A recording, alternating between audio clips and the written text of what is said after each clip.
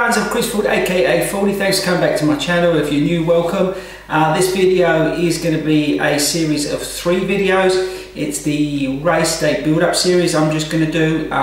It's going to be 3 videos. As I say, it's going to be tapering, the night before the race, and then your actual race day routine. This one's going to be tapering, so let's get stuck in.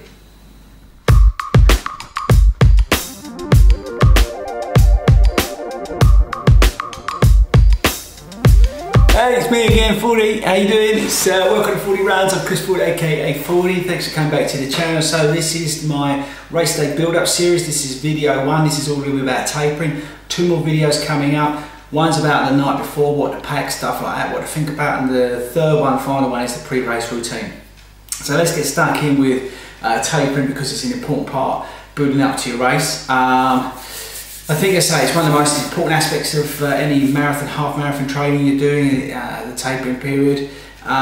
You should run less and cut down what you're doing. But the important part, I think the most important part, is to look at your schedule, look at your training plan, and look at about 3 weeks before, if you're doing a marathon. They say about 21 days, and start looking at how you're going to start tapering your events, your training down.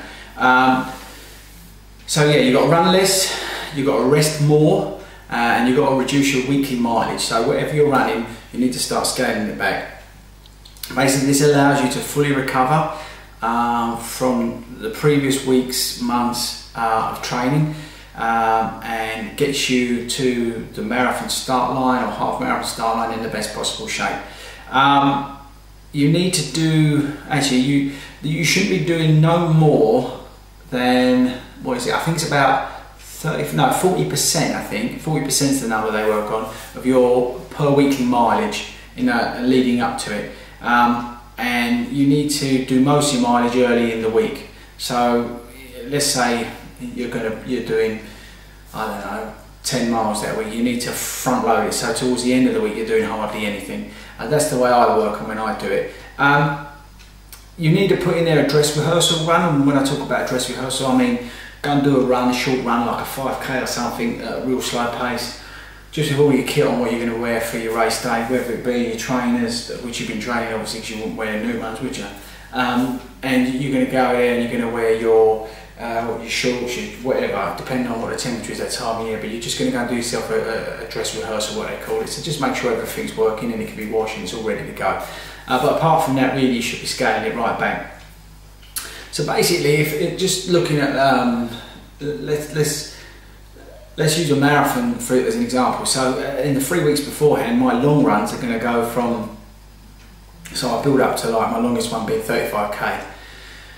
And then I will then scale back. So the 3 weeks leading up to the marathon, I'll go for, like, so I'll do a 35k long one. I'll then do a 6.2 recovery, and instead of doing a tempo run, I'll just do another 6.2, but I'll do a nice steady pace, probably at my marathon pace. And then that weekend, that long run for the 3rd week, leading into it, 3 weeks to go, I will then go do a 15k run, and I'll do that at marathon pace-ish, maybe a pinch slower.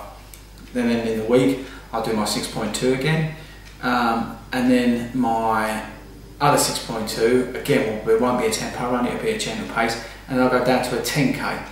And then following that 10k, I would do a run on the Tuesday, and then I won't do one in the week at all. And then I'll probably do then a 7k at the weekend before the marathon, and then in the week of the marathon on the Tuesday, so the race being on the Sunday, I would do a very slow 6 kilometers home, something like that. Again, but a real slow pace. And I might not even do that, depends on how I'm feeling.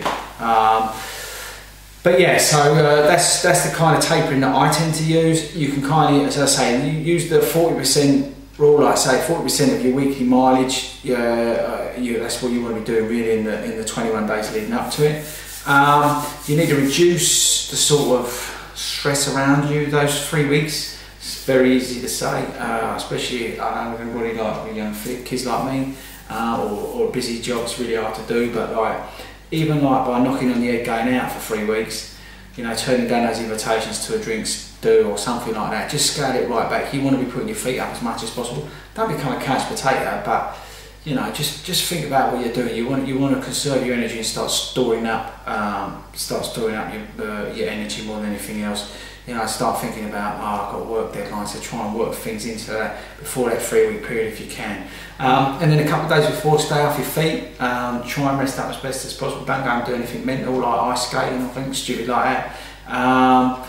And the important thing that I think people do forget is just because you are tapering, that doesn't mean that you need to keep going mad with your food. You don't need to be eating and drinking more than you would because you think, oh, I've got a big run coming up. Just stick to what you're doing, stick to what your plan is. You've got a plan in place. Yes, you need a carb load, but at the same time, you don't want to start eating anything, overeating, because you think, oh, I've got to do a marathon or something. You've eaten and you've adjusted accordingly over the whatever 16, 17 week plan you've got.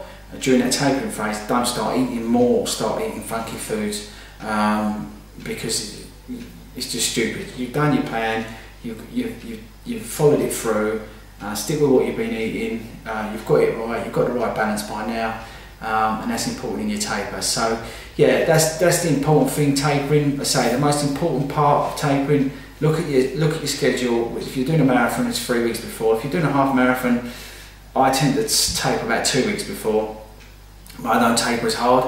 I'll taper a little bit less, like so. Instead of running like, I know, 25 kilometres leading up to the race, I'll then do a 25k, and then I'll go down and do a 15k, and then I'll go down and do a 10k, but I won't necessarily cut the ones out in the week. But that's just me personally. But you do need to put an element of tapering even for a half marathon, just to get yourself to the start line in the best possible shape. But yeah, that's tapering. I think it's an important one. That's why I'm doing these pre-race series of 3 videos. And I say this is number 1, number 2's coming, and that'll be out shortly. So I'll catch you later.